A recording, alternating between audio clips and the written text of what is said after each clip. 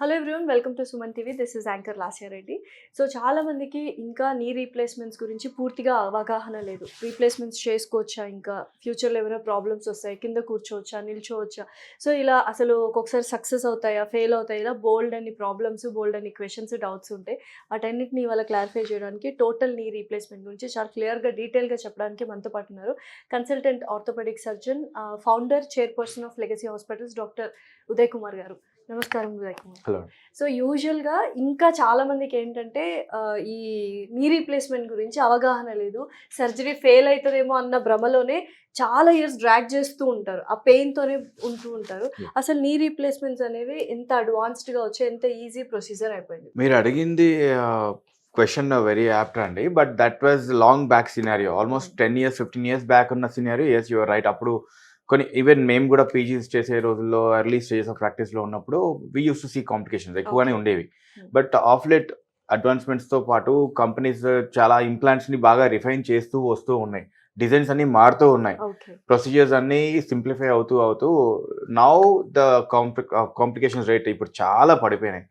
ఇంత ముందు భయపడాల్సిన అవసరం ఇప్పుడైతే లేదండి. ఇప్పుడు ప్రతి ఒక్కరు ఎవరికైతే మోకాలు నొప్పులు ఉన్నాయో certain of point of age తర్వాత వాళ్ళందరూ చేయించుకోవచ్చా, లేకపోతే కాంట్రా ఇండికేషన్స్ ఉన్నాయి ఇటువంటి వాళ్ళు చేయించుకోవచ్చు? కాంట్రా ఇండికేషన్స్ అంటూ పెద్దగా ఏం లేవు, అందరూ చేయించుకోవచ్చు based on the necessity. See basically it's not an emergency surgery. First of all ఇది ఎమర్జెన్సీ కాదు, కానీ కొంతమందికి విపరీతమైన పెయిన్ ఉంటుంది. ఆ pain is an indication for surgery. కొందరికి వంకర అయిపోతాయి, కొందరికి స్ట్రైట్ ఇలా ఉండాల్సిన కాలుకి అసలు లోపలికి డివేట్ అవుతుంటది, వేరస్ డిఫార్మిటీ అంటాం. కొందరికి బయటికి నడవడం కూడా నడక కూడా మారిపోతూ ఉంటుంది. సో ఇవన్నీ ఎర్లీగా ఎప్పుడు డిటెక్ట్ చేస్తాం? ఎర్లీగా డిటెక్షన్ మనము 45-50s టైంలో మెట్లెక్కి దిగేటప్పుడు ఫస్ట్ సైన్ ఒక చిన్న ఇండికేషన్ ఇస్తుంది బాడీ. ఏంటది? ఇబ్బంది పడ్డాం అంటే 40s-45s ఎక్కినంత ఈజీగా 50s-55s దగ్గరలో మనం ఎక్కి దిగలేము. అది పెయిన్ స్టార్ట్ అవుతుంది, స్లో డౌన్ అవుతుంది బాడీ. ఒక 1/2 kilometer నడవగానే ఒక డ్రాగింగ్ కైండ్ ఆఫ్ థింగ్, ఇంకా నేను నడవలేకపోతున్నా, 5 years బ్యాక్ నడిచినంత ఇప్పుడు లేదు, నాకు శక్తి లేదు, అవన్నీ ఇండికేషన్స్, ఎర్లీ ఇండికేషన్స్. మోకాళ్ళలో సంథింగ్ ప్రాబ్లం ఉంది అని, అరుగుదల స్టార్ట్ అయిందని అర్థం. ఓకే. సో కార్టిలేజ్ జరగకుండా ప్రయర్ గా ఏమైనా ప్రికాషన్స్ తీసుకోవచ్చా? ప్రియగా అంటే ఏజ్ తో పాటు definitely it is bound to go అండి. ఏజ్ రిలేటెడ్ ఇష్యూ కాబట్టి వి కాంట్ చేంజ్. సివియర్ గా పోకుండా ఎస్ ఆపొచ్చు. ఏంటి అంటే ఫిజియోథెరపీ చేసుకుంటుండాలి టైం టు టైం. కింద కూర్చోవడం ఆఫ్టర్ 45-50s కొంచెం తగ్గించుకోవాలి. అన్లెస్ చిన్నప్పటి నుండి మీకు యోగాసనాలు అలవాటు ఉంటే దట్స్ డిఫరెంట్.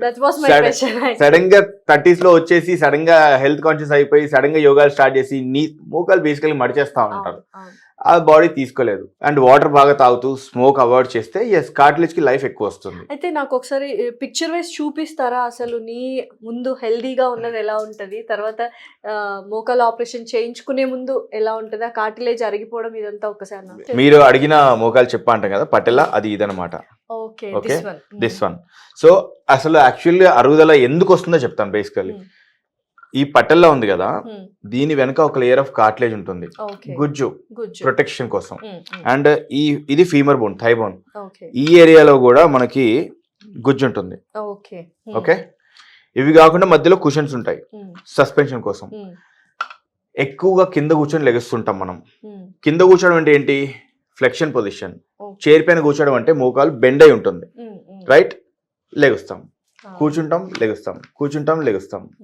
సో మనం ఏమవుతుంది, ఈ పటెల్లా వెనుక ఉన్న కార్టిలేజ్, ఈ ఫీమర్ వెనుక ఉన్న కార్టిలేజ్ రాపిడితో అరుగుదల స్టార్ట్ అవుతుంది. ఆ రాపిడి వల్ల ఈ కార్టిలేజ్ రెండు పోయి కార్టిలేజ్ వెనుకున్న బోన్, ఇటు పక్కన్న బోన్, రెండు బోన్ కి టచ్ అయ్యి మనకి సౌండ్ వస్తూ ఉంటుంది. మోకాల్లో సౌండ్ వస్తుంటుంది చెప్పారు కదా. ఓకే, సో కార్టిలేజ్ లేదు కాబట్టి బోన్ టు బోన్ కదిలి టచ్ అయ్యి సౌండ్ వస్తుంది అనమాట. ఓకే, ఇప్పుడు మనం దానికి ట్రీట్మెంట్ ఏం చేస్తాము, ఎలా ఉంటుంది? ట్రీట్మెంట్ ఎలా ఉంటుందంటే స్టేజెస్ బట్టి ఉంటాయి. ఇప్పుడు కొన్ని రకాలుగా ఏంటంటే మన ఈజీ టర్మ్స్ లో చెప్పాలంటే మైల్డ్, మోడరేట్, సివియర్ అని చెప్పుకోవచ్చు. కొన్ని సైంటిఫిక్ మా గ్రేడింగ్ ప్రకారంగా గ్రేడ్ 1 to 3 4 0 1 to 3 4 గ్రేడ్స్ ఉంటాయి. ఎర్లీగా ఉన్నప్పుడు ట్రీట్మెంట్ వేరే, అడ్వాన్స్ ఉన్నప్పుడు ట్రీట్మెంట్ వేరే. సపోజ్ ఇప్పుడు మీకు ఇందాక చెప్పాను కాలు వంకర అయిపోయింది అని, రైట్? వంకర అయిపోయాక మందులు ఏం పనిచేయవు, దట్స్ టోటలీ గాన్. ఇంకా we have to replace it. Okay, ఎర్లీగా ఇప్పుడు ఐఎమ్ జస్ట్ 45-50, బట్ నాకు కొంచెం హాఫ్ అన్ అవర్కి డిస్కంఫర్ట్ ఉంది. అండ్ ఎక్స్రే తీస్తే స్పేస్ బాగానే ఉంది, కానీ అంటే ఇక్కడ జాయింట్ లో ఈ బోన్ కి ఈ బోన్ మధ్యలో స్పేస్ బాగానే మెయింటైన్ అయింది, బట్ ఇక్కడ మాత్రం కాస్త స్పేస్ తగ్గింది. అంటే కార్టిలేజ్ పటల్లో ఫెమరల్ ఆర్థరైటిస్ అంటాం, పటల్లో ఫెమరల్ ఆర్థరైటిస్. దానికి ఫిజియోథెరపీ చేసుకోవడం, ప్లాస్మా థెరపీ లాంటి ఇంజెక్షన్ తీసుకోవడం, వాటర్ ఎక్కువ తాగడం సరిపోతాయి. Tablets, of course tablets. ఇంకా అడ్వాన్స్ అవుతుంది అనుకోండి, ఇంకా నో స్టేజ్ 3 వెళ్ళిపోయింది, ఈ లోపల మెనిస్కస్ డ్యామేజ్ అయిపోయినాయి, cartilage totally gone, replace it అంతే. సో అప్పుడు ఇలా యా మీరు ఇందాక మొహకాలు చెప్పని అడిగారు కాబట్టి సో సింపుల్ గా చెప్పాలంటే, సపోజ్ దిస్ ఇస్ నార్మల్లీ అనుకోండి, మీరు గమనించినట్టయితే ఇందాక కార్టిలేజ్ అని చెప్పాను కదా, ఈ థై బోన్ ఫీమర్ కి ఉన్న కార్టిలేజ్ ఇది. ఓకే, దీంట్లో కాస్త డ్యామేజ్ అయింది చూడండి. ఇందాక చెప్పాను కదా పటల్లా ఫ్రిక్షన్ జరుగుతుంది ఇక్కడ కానీ ఎక్కడ ఒక చోట మనకు. లైక్ వైజ్ మీరు టిబియా కింది బోన్ లో చూసినట్టయితే ఇక్కడ కూడా ఫ్రిక్షన్ ఉంటుంది. ఓకే, ఈ మెనిస్కై కూడా డ్యామేజ్ అవుతూ ఉంటాయి, విత్ ఏజ్ పిగిలిపోతూ ఉంటాయి, ఫైబర్స్ లాగా పీలికలు వచ్చేస్తూ ఉంటాయి. ఇప్పుడు ఇంకొకటి చూసినట్టయితే ఈ ఎడ్జెస్ అంతా రెగ్యులర్ గా ఉన్నాయి చూడండి, బంప్స్ అంతా లేవు, ఇరెగ్యులర్ బార్డర్స్ లేవు. అదే నెక్స్ట్ స్టేజ్ కి వచ్చింది, ఇది చూడండి, ఈ ఎడ్జెస్ అంతా డ్యామేజ్ అయినాయి, ఆల్ ద ఫేడ్ ఆఫ్ అయిపోయినాయి. ఆస్టియోఫైట్స్ అంటాం, మార్జినల్ ఆస్టియోఫైట్స్ అరిగిపోయి ఇలా ఫామ్. ఇక్కడ చూడండి మొత్తం పోయింది. సో ఇప్పుడు ఏమవుతుంది, ఇటుపక్క డైరెక్ట్ బోన్ ఎక్స్పోజ్ ఉంది, దీనిపైన ఉన్న పటల వెనక భాగంలో కూడా బోన్ ఎక్స్పోజ్ అవుతుంది. సో బోన్ టచ్ అయ్యి సౌండ్ వస్తుంది, ప్లస్ పెయిన్ ఆబ్వియస్లీ ఉంటుంది, ఎందుకంటే బోన్ టు బోన్ టచ్ అవుతుంది లోపల. దాన్ని మనం ఏం చేస్తామంటే ఈ ఎడ్జెస్ అన్ని తీసేసి, ఈ బ్లూ కలర్ ఈ డ్యామేజ్ అయిన పార్ట్ మొత్తం తీసేస్తాం. తీసేసి ఇక్కడ కట్ చేసి ఇలా కొత్తగా మెటల్ వేసేస్తాం. అలా ఇది థై బోన్ కి, ఫీమర్ కి, ఇది టిబియా బోన్ కి వేసి మధ్యలో పాలిథిలిన్ అనే ఒక మెటీరియల్ పెట్టేస్తాం. సో ఇది తీసేసి ఇలా కొత్తగా వేసేస్తాం.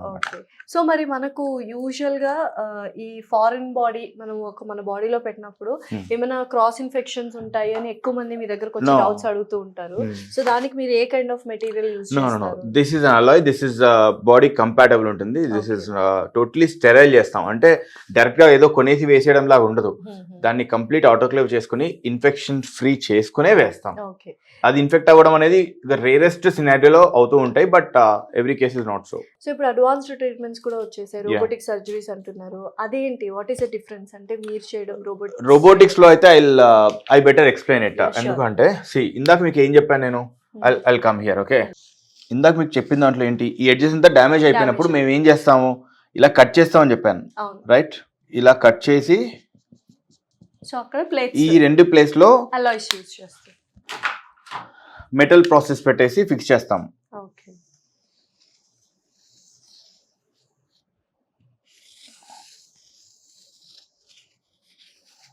ఇట్లా వేస్తాం, రైట్?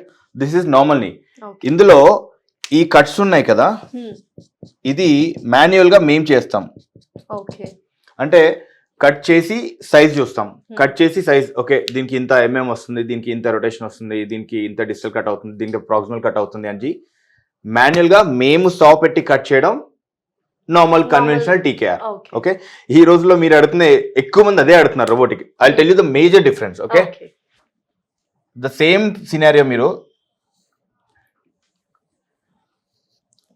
సినారియో, ఈ కట్ నా చెయ్యి బదులు రోబో చేస్తే, రైట్? అంటే దీంట్లో ఇంకో చిన్న పాయింట్ ఉంటుంది. ఇందాక మీకు ఏం చెప్పాను, కట్ చేస్తూ సైజ్ చూసుకుంటూ వేసుకుంటూ వెళ్తూ ఉంటాం. ఓకే, మధ్యలో పాలీ అనే మెటీరియల్ ఎంత సైజ్ పడుతుంది, ఫీమర్ ఎంత కట్ అవుతుంది, టిబియా ఎంత కట్ అవుతుందని మేము మెజర్ చేసుకుంటూ వేయడం నార్మల్. సో కస్టమైజ్డ్ గా మీరు చేసుకుంటూ వెళ్తారు. రోబోటిక్స్ లో ఏం చేస్తామంటే ప్రియర్ డే నైటే సిటీ స్కాన్ చేస్తాం. ఓకే, సిటీ స్కాన్ చేసుకుని, ఇందాక మీకు ఏం చెప్పాను, ఓన్లీ ఇక్కడ కట్స్ చేసుకుంటామని చెప్పాను. రోబోటిక్స్ లో సిటీ స్కాన్ చేసుకుని హిప్ జాయింట్ నుండి యాంకిల్ వరకు మన యాక్సిస్ అన్ని measure చేసేసుకుంటాం.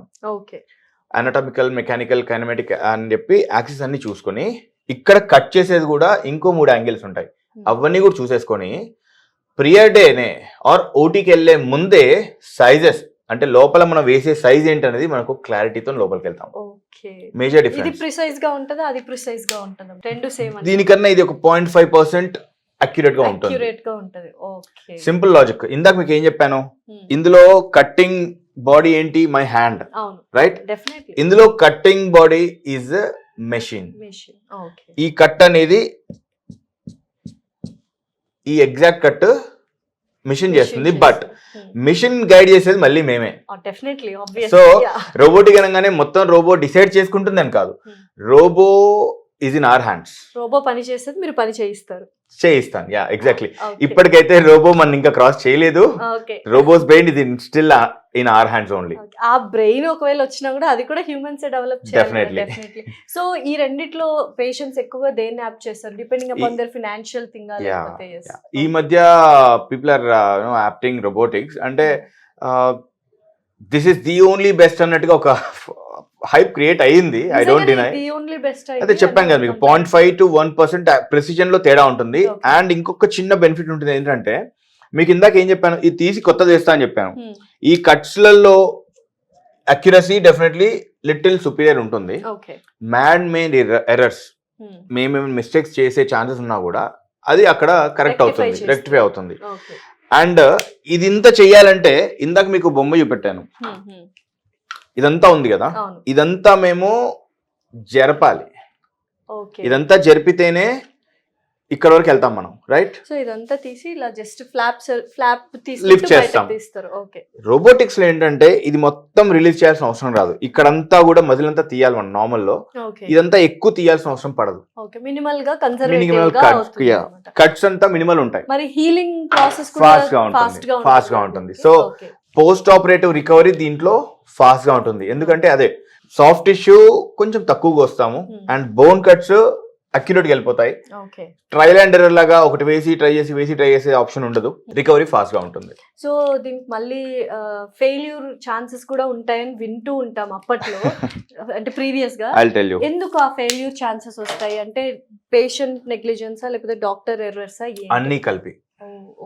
It's not always doctor, it's not always patient. So choosing the right doctor and also being a responsible patient. Responsible patient, yes, exactly. See, operation అయిపోగానే ఏదో TKR అనేది మొత్తం అయిపోయినట్టుగా కాదు. కొత్త ఇంప్లాంట్ వేస్తాము, దాన్ని వాడాల్సింది పేషెంటే.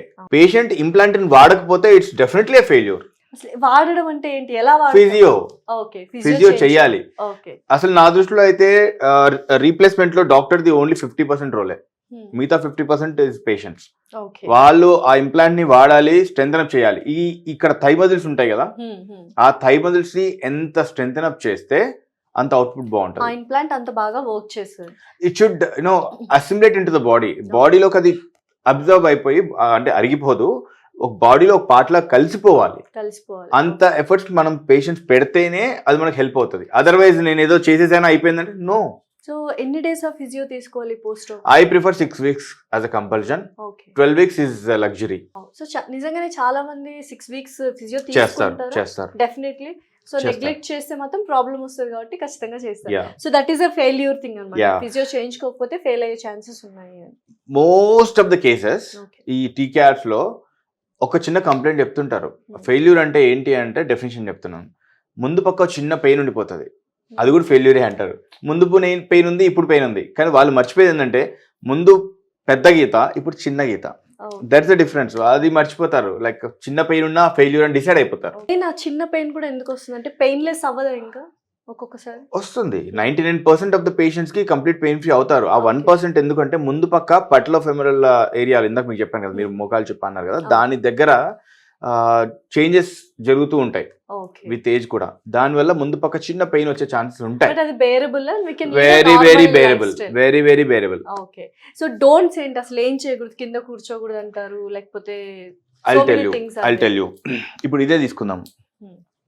After surgery, right? ఇప్పుడు కొత్తగా మార్చేసాం.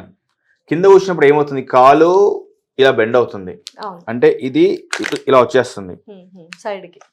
సో అలా బెండ్ అయినప్పుడు ఈ కాంటాక్ట్ పాయింట్ లో అండ్ ఈ మెటల్ టు బోన్ కాంటాక్ట్ లో ఈ ఏరియాలో బాగా స్ట్రెస్ ఉంటుంది. ఈ ఏరియాలో ఓకే. సో వెయిట్ పడడం వల్ల అండ్ ఆ ప్రెషర్ అటు ఇటు, ఆ ప్రెషర్ ఎక్కువ ఈ ఏరియాలో పడుతుంది. ఈ బోన్ టు ఇంప్లాంట్ ఏరియాస్ లో ఫోర్స్ ఎక్కువ పడి, దానివల్ల మెటల్ కన్నా బోన్ వీక్.